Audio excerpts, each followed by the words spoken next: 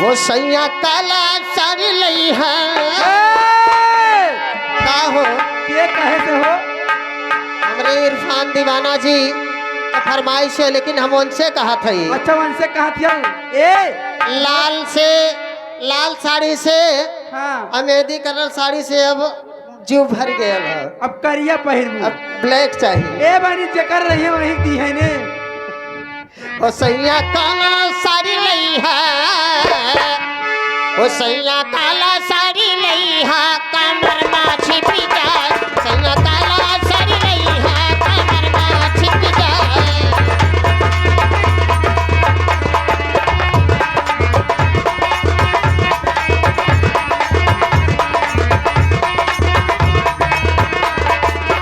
ए सैया काला साड़ी लई हा ए राजा कमाऊ चाहिए।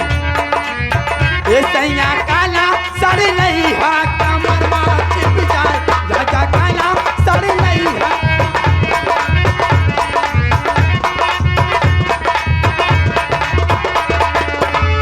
ओ कमर में छिप जाए, ओ कमर में छिप जाए। वो कमर में छिप जाए, वो कमर में छिप जाए। सैया काला साड़ी लई हा, कमर में छिप जाए। राजा काला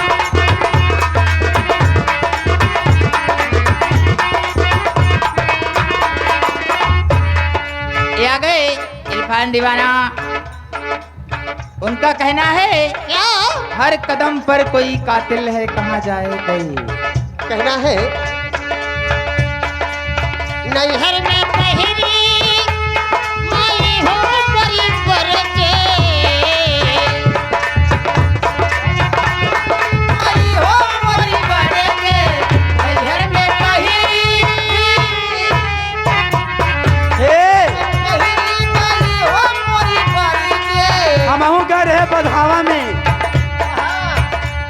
एक ठे साड़ी पाए रहे। अच्छा लेकिन अपने सबतियत में जरूर हम मान होना हे नैहर में बहिना माई हो मरी बरजे। माई ए माई ये साड़ी ससुरा में, ये साड़ी ससुरा में बहिना ससुरा गई जा। साड़ी ससुरा में पहिरी, ससुरा गई जा।